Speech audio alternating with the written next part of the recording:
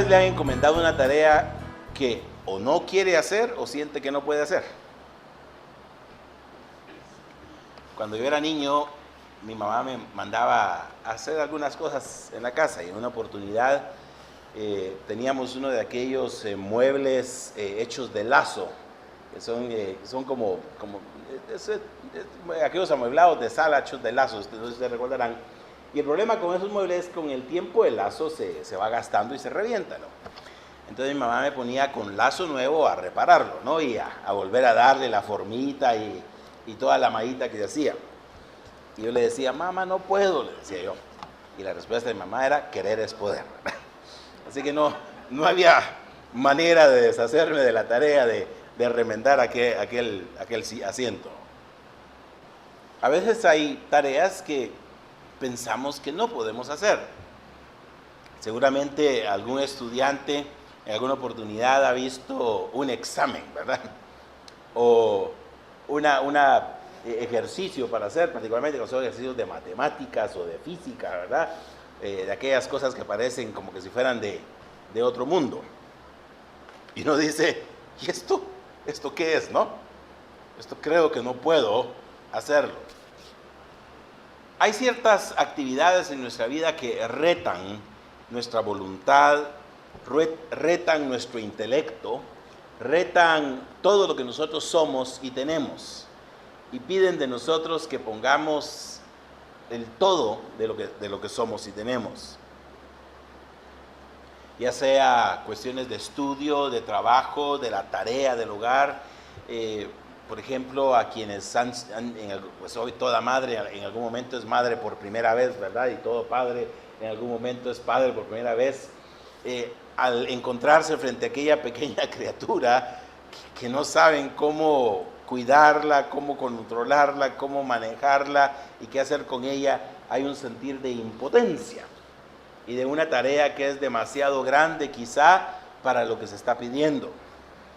Puede ser entonces en cuestiones de trabajo, de estudios, del desempeño de nuestras tareas como familia en el hogar, que sintamos que aquello que se nos está pidiendo es demasiado grande.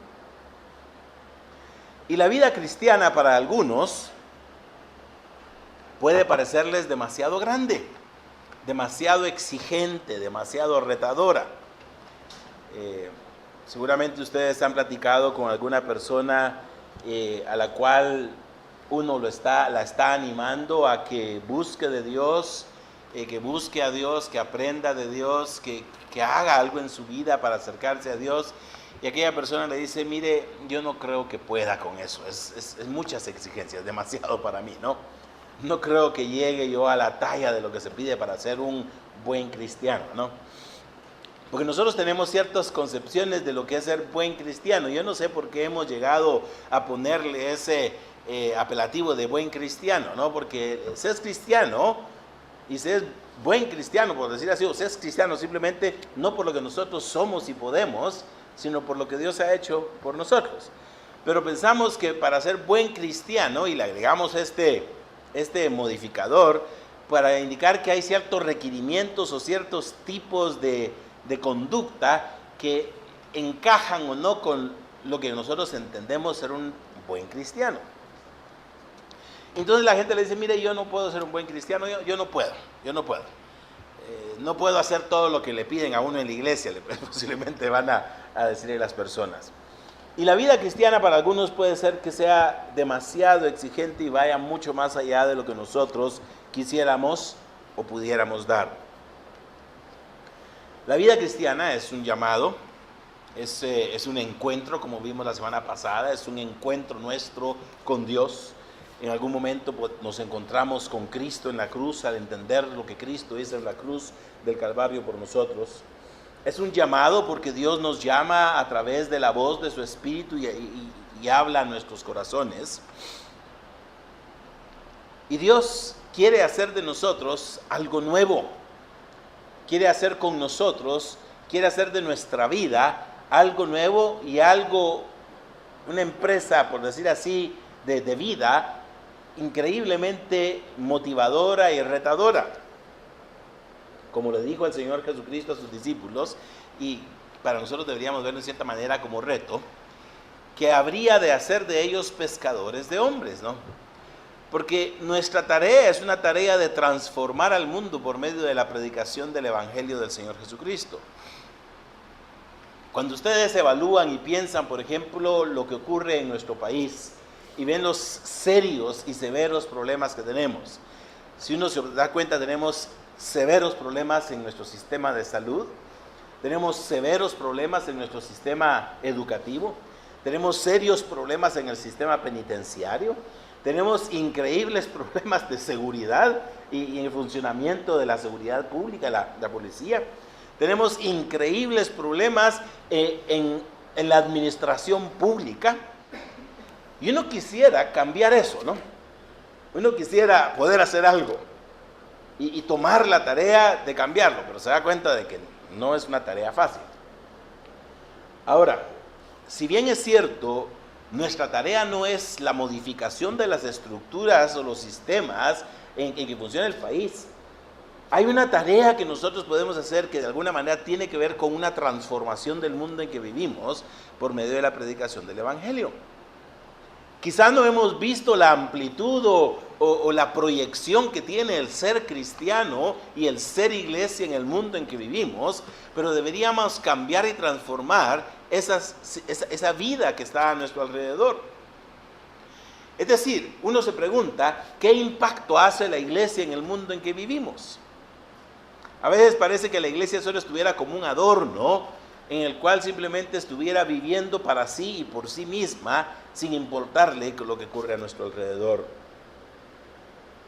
Cuando el Señor se encontró con Pablo, el Señor llamó a Pablo, tenía para Pablo una tarea increíblemente grande: la proclamación del Evangelio por todo el mundo conocido de aquel tiempo. Ustedes saben que cuando algo comienza es de lo más difícil, ¿no? Comenzar la iglesia no era fácil.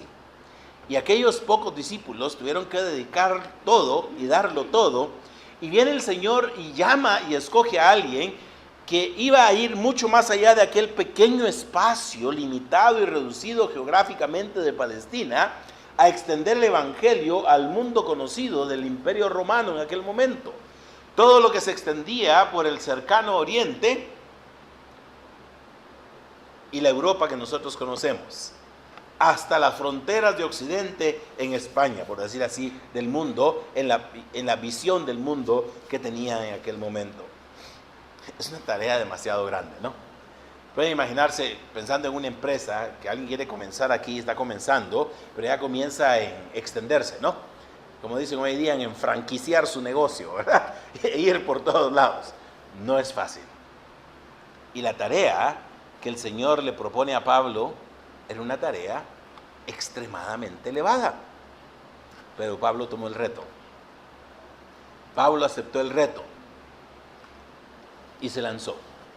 Y es eso lo que me muestra el pasaje que tenemos frente a nosotros en esta mañana, en Hechos capítulo 9, versículos 20 al 31, el inicio del trabajo de Pablo y cómo cumplir fielmente esa tarea dio resultados, a pesar de que desde el principio hubo oposición. Recordemos que Pablo salió de Jerusalén camino a Damasco con cartas de los sacerdotes para ir a Damasco y buscar a los seguidores del camino, a los cristianos, discípulos de Jesús, y traerlos de vuelta a Jerusalén presos. El Señor se encuentra con él, se convierte al Señor y dice el pasaje, enseguida, después de que Ananías viene y le habla y se fortalece, enseguida, dice, predicaba a Cristo en las sinagogas, diciendo que este era el Hijo de Dios. Y todos los que lo oían estaban atónitos y decían, ¿no es este el que asolaba en Jerusalén a los que invocaban este nombre?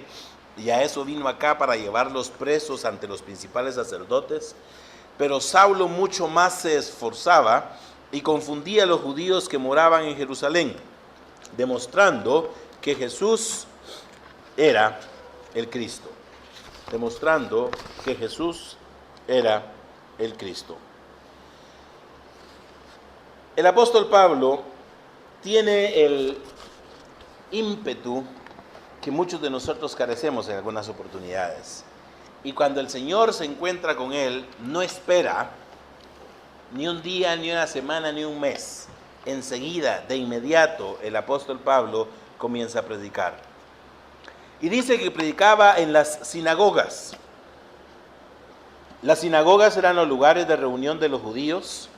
Era casi como, por decir así, entrar al lugar donde podía encontrar la mayor oposición. Pero sabía el apóstol Pablo que tenía que predicar el evangelio a aquellos que habían sabido de Dios a lo largo de muchas generaciones, el pueblo de Israel. Y al entrar en las sinagogas hace una proclamación clara y concreta. Proclamaba que Jesús, dice, era el Hijo de Dios. Proclamaba que Jesús era el Hijo de Dios. Esa es la convicción. Aquel que se le aparece camino de Damasco y le dice: Pablo, ¿por qué me persigues? Dura cosa te es dar cosas contra el aguijón. Aquel que había encontrado en el camino y reconoce que este Jesús no era simplemente un hereje, como muchos otros había habido, que se salía de la corriente o de la línea principal del judaísmo, sino que realmente era el Hijo de Dios que se había hecho hombre. Entonces Pablo comienza a proclamarlo. Proclamar que Jesús es el Hijo de Dios es el punto céntrico y más importante de la predicación cristiana. Porque realmente la fe cristiana se centra en el hecho de que Dios se hizo hombre y murió en la cruz del Calvario en la persona de Jesús. Naturalmente todos quedaban sorprendidos. Habían escuchado que este Saulo había venido desde Jerusalén a Damasco persiguiendo la fe de Jesús, persiguiendo a los que invocaban ese nombre, y ahora se encuentra predicando y proclamando. Pero Pablo no se mira disminuido en su impulso. Pablo no se mira amedrentado, sino que dice el versículo 22: pero Saulo mucho más se esforzaba y confundía a los judíos que moraban en Damasco, demostrando que Jesús era el Cristo. Una de las cosas que la vida cristiana requiere, y el apóstol Pablo se lo dice a Timoteo en su segunda carta, en el capítulo 2, comenzando en el versículo 1, tú pues, hijo mío, le dice el apóstol Pablo a Timoteo, esfuérzate en la gracia que es en Cristo Jesús. Vivir la vida cristiana y proclamar el evangelio del Jesucristo que murió en la cruz del Calvario requiere de nosotros un esfuerzo. Mucha gente tiende a tirar la toalla rápidamente cuando mira que hay situaciones que van a requerir esfuerzo o una concentración mayor. Lo dejan a un lado. Por ejemplo, antes, no sé exactamente si funciona así todavía, antes en la Universidad de San Carlos eran conocidos unos puntos a lo largo del año. Comenzaba el montón de estudiantes a principio de año. Después de la huelga de Dolores y de la Semana Santa disminuía el volumen de estudiantes. Y después del primer semestre disminuía todavía más, ¿no? Probablemente porque algunos habían ido solo para divertirse en la época de la fiesta de Dolores, ¿verdad? O porque se habían dado cuenta de que lo que requería era difícil, o a medio camino decían, no, mejor retiro el curso y lo vuelvo a tomar después, porque era mucho el esfuerzo. Es un ejemplo. Hay personas que andan buscando trabajo, pero cuando miran todo lo que les exigen, mejor decir, no aceptarlo, ¿no? Como dice aquel dicho, buscando trabajo y pidiéndole a Dios no encontrar, ¿verdad? Porque no quieren esforzarse en lo que esto requiere. Porque requerirá quizá madrugar, levantarse temprano para tomar la camioneta 2 horas antes de la hora de llegar al trabajo, porque obviamente el transporte público y el tráfico aquí se ha complicado excesivamente en nuestro país.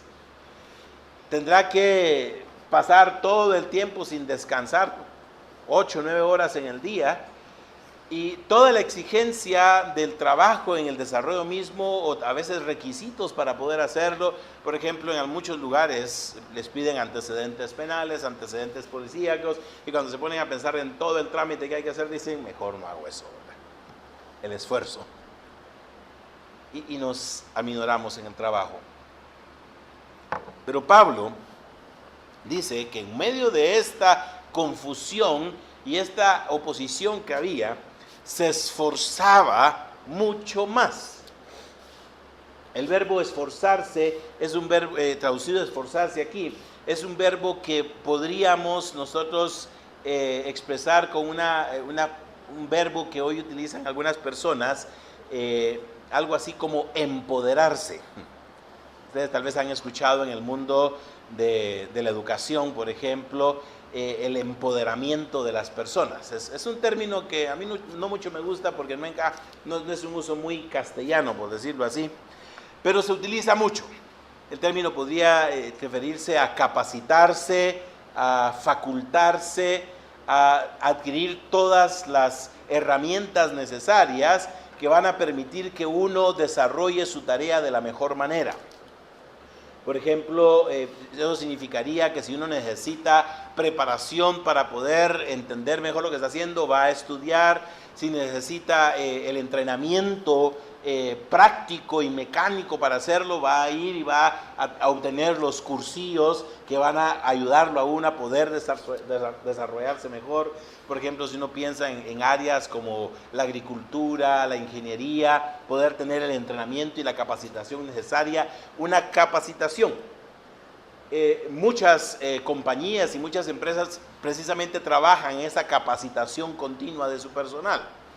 Y es algo que se dice, que una persona no puede dejar de estudiar ni capacitarse porque se queda estancada y deja de ser una persona apta para el trabajo que está haciendo. Un médico que no lee, por ejemplo, y que receta todavía las medicinas de hace 20 años, simplemente va a hacer que su paciente no mejore o simplemente lo va a estar tratando de una manera inadecuada. Un ingeniero que no aplica los conceptos más recientes en cuanto a la mejor construcción.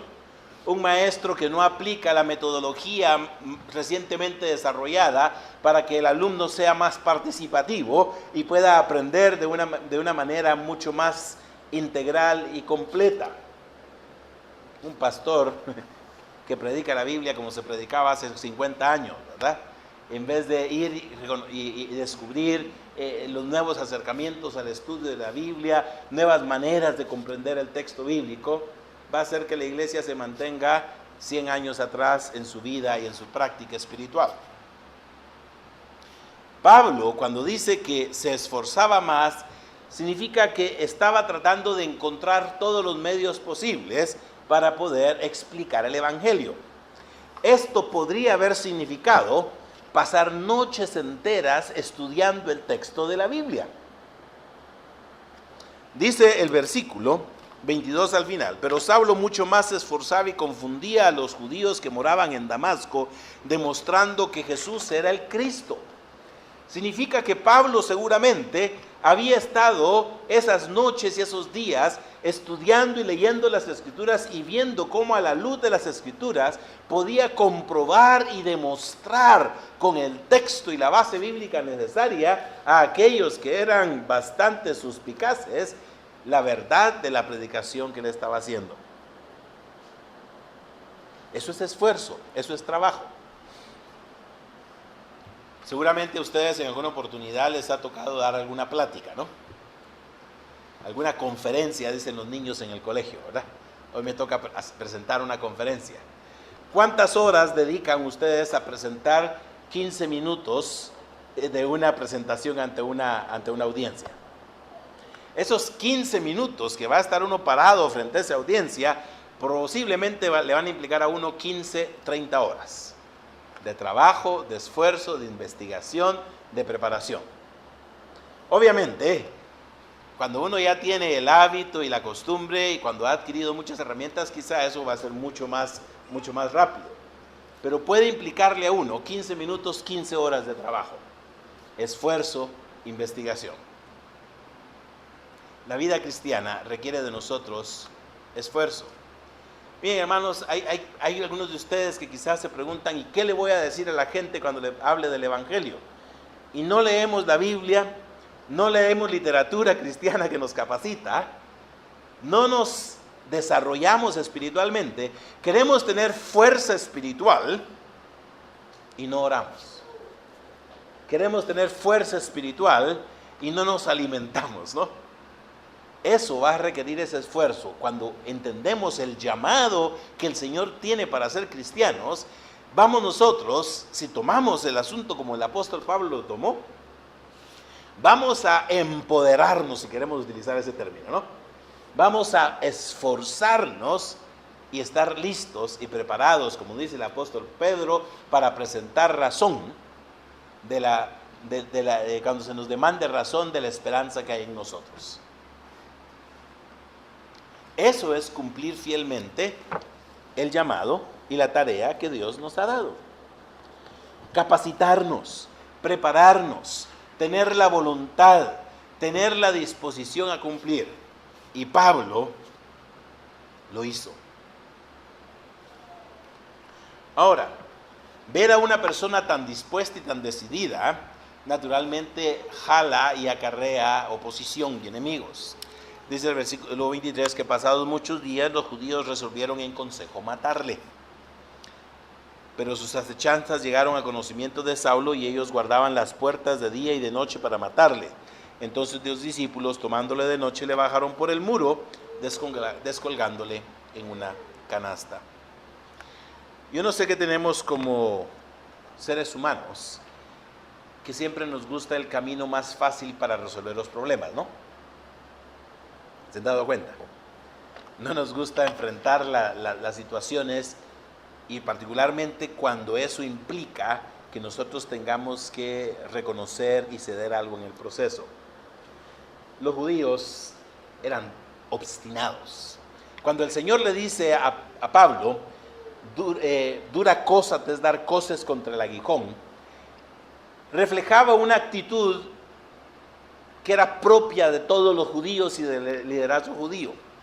Pablo simplemente era hijo de su cultura, alguien que se oponía y se resistía al cambio y a algo que le hacía ver de una forma diferente lo que Dios manifestaba.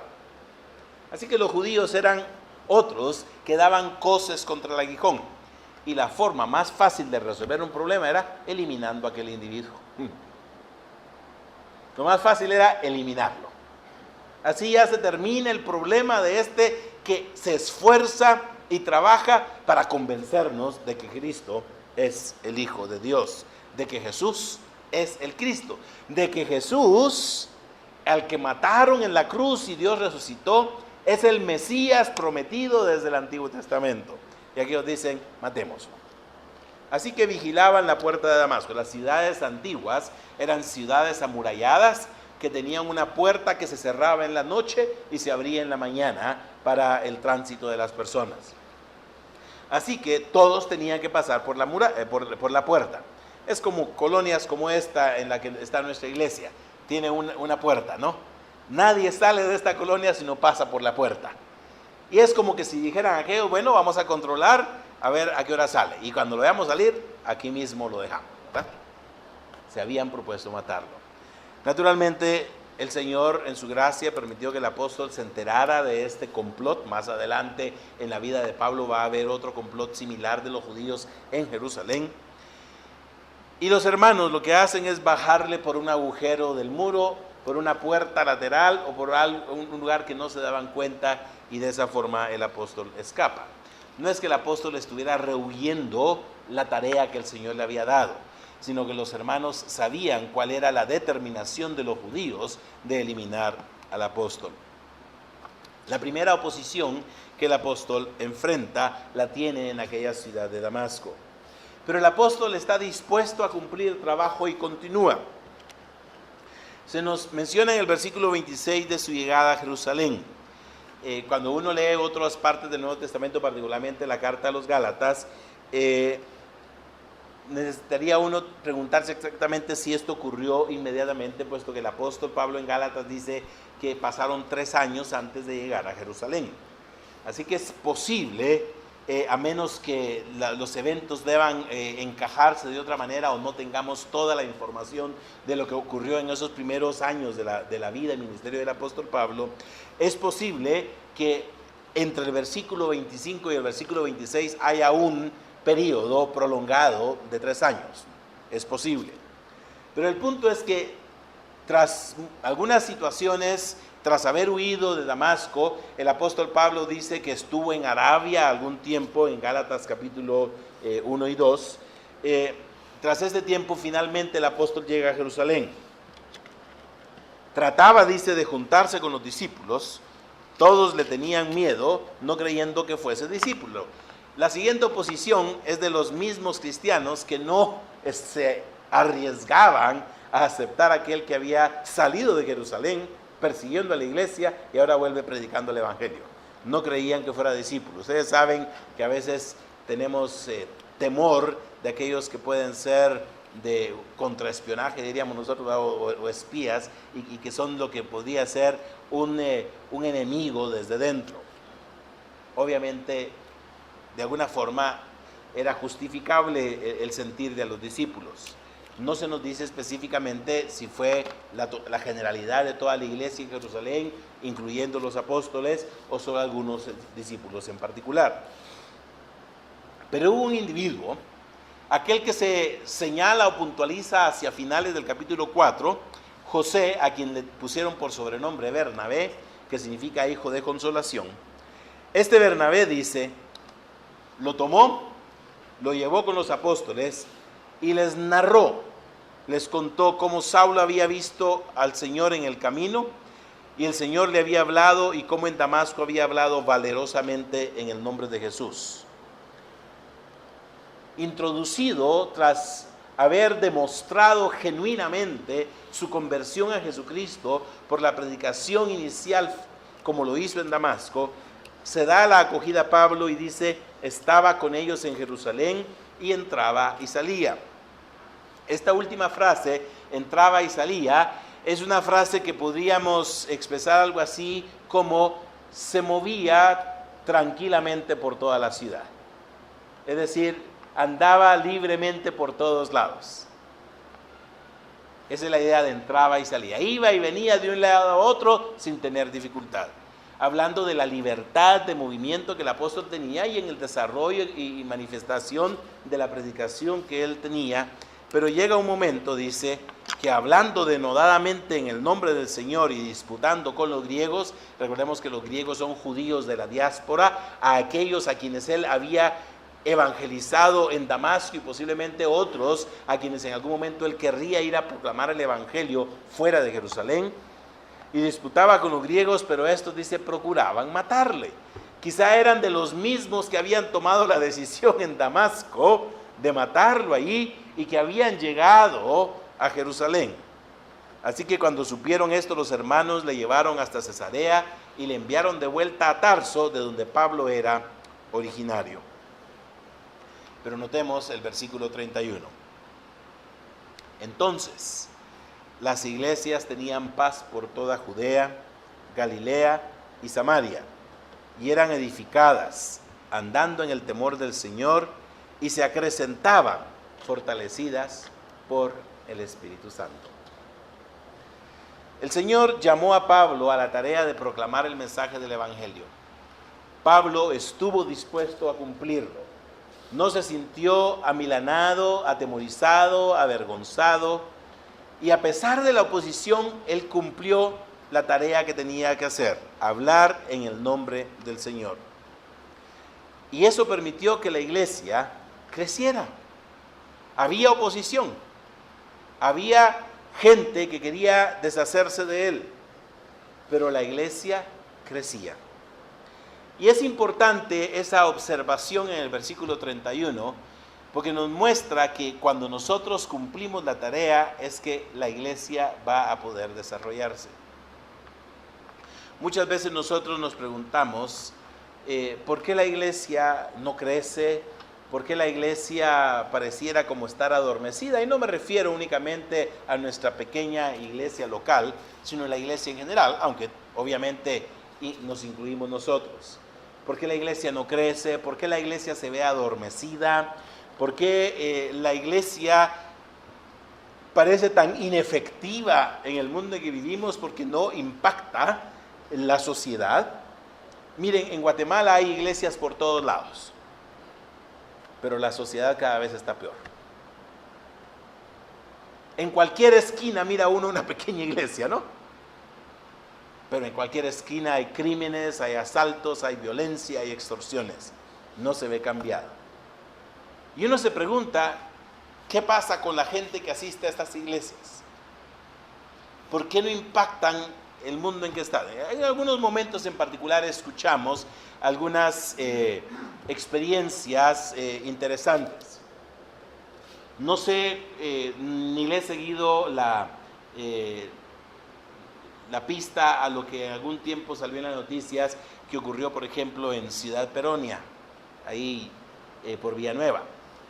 Ustedes saben que en Ciudad Peronia dicen que las maras hicieron las paces y en la iglesia se convirtieron y en la iglesia entregaron las armas y llegaron a hacer las paces en la iglesia. Llegaron la gente de las dos maras representadas ahí y llegó a haber cierta paz y quietud ahí en Peronia. No sé si sigue en esas condiciones como se dio la noticia hace algún tiempo, ¿no? Pero es interesante pensar cómo esta iglesia podía, en la cual todo se trabajó, el pastor creo que sirvió de intermediario en esa situación, impactó la situación en aquel lugar donde había tanta violencia y tanto crimen por las maras. Espero que continúe de esto, no le he seguido la pista a esta noticia. Y uno esperaría que así cambiara, ¿no? Que realmente el evangelio del Señor impactara y cambiara a la gente al punto de que nuestra Guatemala fuera diferente. Y uno se pregunta, ¿por qué la iglesia no está impactando? Y probablemente la respuesta será que no estamos cumpliendo fielmente la tarea que el Señor nos ha dado.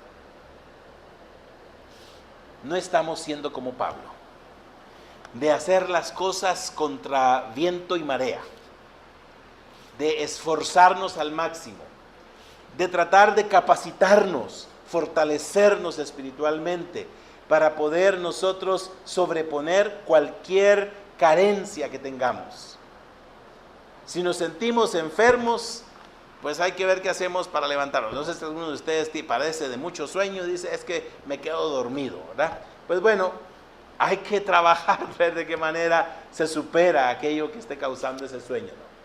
Si uno se siente débil físicamente, se siente débil espiritualmente, algo tendremos que hacer para esforzarnos, para empoderarnos, por decir así, para capacitarnos de todas las maneras necesarias y poder desempeñar el trabajo que Dios nos ha dado.